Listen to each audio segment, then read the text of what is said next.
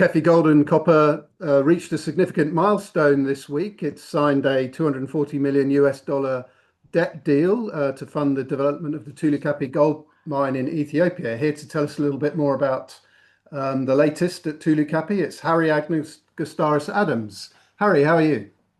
I'm good, thank you, Alistair. Good to be here. Yeah, good to see you. So how significant do you see the signing with the banks yesterday?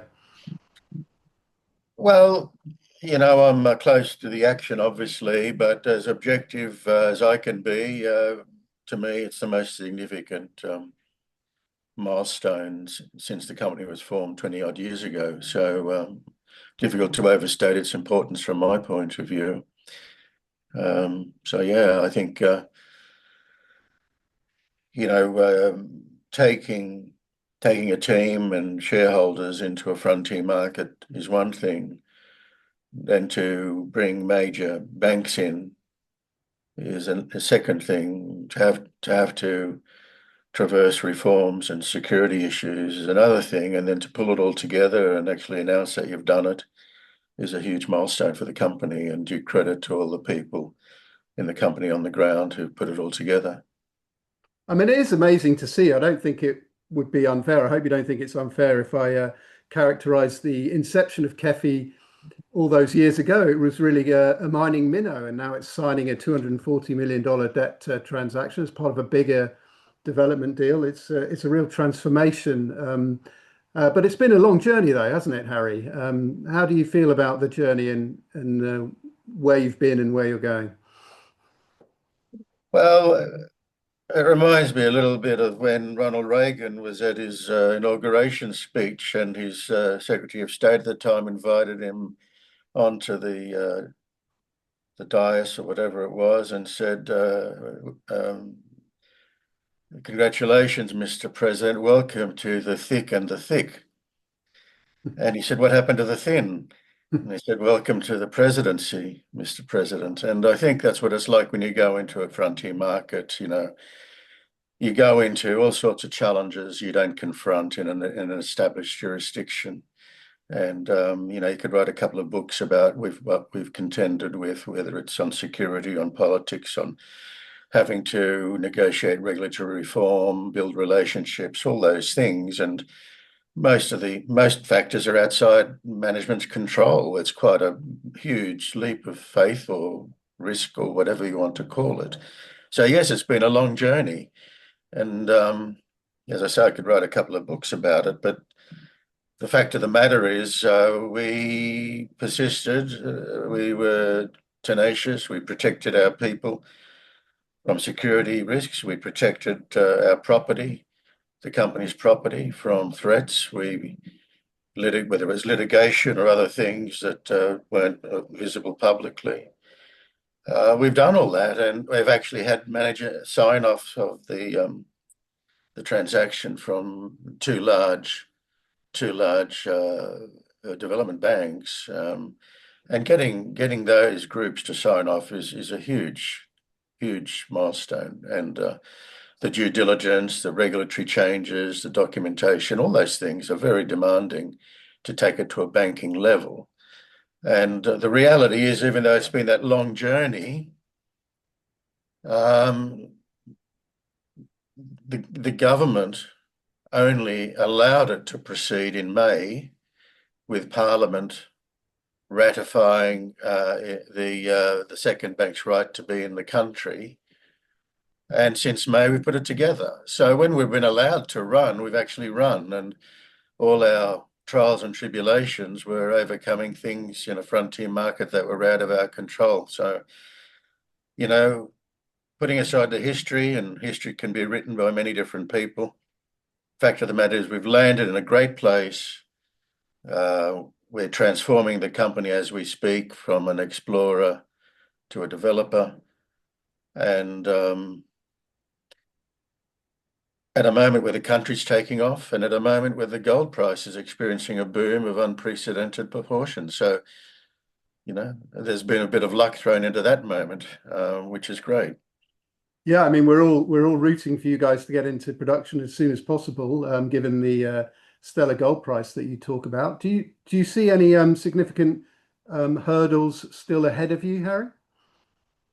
Well, I think anybody who's about to launch a development in a new jurisdiction which has had some instability, anyone who's about to do that, who said there's no hurdles ahead of us, no obstacles ahead of us, is either bullshitting or ignorant.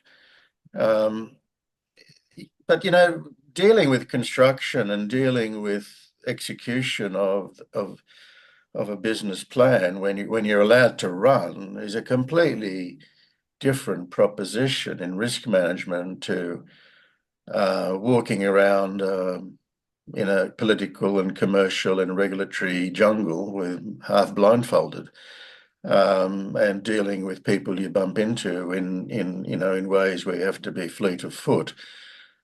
So going forward, it's much more predictable, much more manageable, and we had the construction people on the site the other day. They came away apparently very elated at the way we've set it all up for them to run at it. It's something we're looking forward to, Alistair, if I can put it that way. Most people would run away from what we've done in the past, but pretty well anyone in this industry would run at what we've got ahead of us, if I can put it that way. So we all look forward to the future execution challenges as compared to setting a country and a project up in the first place. Now, mining markets are always fickle, as we know, Harry. So the share price of KEFI dropped a little bit, didn't it, after this announcement of the debt financing? What do you make of that? Bemusing. The way I look at it, accuse me of being oversimplistic or whatever, but the stock's gone up about 50% overall over the past month. The stock provided liquidity when it was required by someone in the market who had to sell for whatever reason, we don't know. But someone needed liquidity, and the stock provided the liquidity for that person. I think the highest turnover of the stock ever that I've noticed, for someone to get out because they obviously needed to get out. And I think we shouldn't get too, how would I put it, anal, in my view. Gold will go up and gold will go down. The stock will go up, the stock will go down. And one of the things we have to provide if we're a listed company is liquidity when people need it. And that's one of the things that gold has to provide if people need liquidity globally. And gold will come down when people need liquidity, and then it will recover itself again. And so I other than being bemused by someone selling on the back of the most important achievement of the company ever, with such huge upside staring at us, I think, we provided the liquidity for that person, and good luck to them, whatever their problem was and wherever they're heading. Yeah, I mean, I guess another way of putting it is that whoever was selling was able to sell into a strong market for KEFI and for gold. So that was nice for them. Yeah, yeah. I mean, that's all you can say. I mean, I'm just stabbing in the dark, really, but that's just my interpretation of it. So to finish us off today, Harry, tell us a little bit about the final portions of the financing for Tulu Kapi. You talked about the equity portion in the release that went along with the debt financing. So tell us how that's going to unfold. Well, we've done our best, if you like, to assemble choices for the company. On the one hand, it's not that long ago that we were capped at a very small number. And there we were explaining publicly and openly that we're going to finance a $400 million project. And I think most observers thought this guy's kidding. And today, it's no longer are we financing a $400 million project. It's no longer this guy's kidding. It's actually, oh, what about the last 60 million? How are you doing that? So that's the first point to make. We weren't able to close the last piece of it until now. because it's like it or not, until the government's fully lined up, cleared the banks are locked in. Most equity investors in a project finance package will not knuckle down to the last run at it to close it off. They need to see that, to know that it's going to happen first. And nor did we, frankly, want to close it off until we got to more or less the current circumstances where it's clear to everybody that it is happening. And therefore, it's no longer a position of, how far do you have to give and bend over to get a deal done? We're on a much better footing than we were 6 months ago. So if anybody said, "Oh, well, you should have done the equity 6 months ago," they just don't get it. They just don't get it. You have to nail down the government, the debt, and then do the last piece on the best terms you can do in the circumstances, given what you've already achieved. And we're blessed that we've had this good fortune of the gold price running at the same time. So what have we done? We've assembled local investors in local currency on terms that are attractive for them, but we can only take so much of that because it's in local currency. We need hard currency as well as local currency to fund the project development. So they're one component of it. And it's a good capital from KEFI's overall point of view, and we now need to close that off. We've got non-convertible preference shares issued to Ethiopians, institutions and high net worths. Secondly, we've got a mining fund who wants to invest, and they're negotiating. We didn't allow the price negotiation to start until now. We did the structural negotiation and the policy negotiation. But now we can turn to the pricing now that the debt's under our belt, so to speak.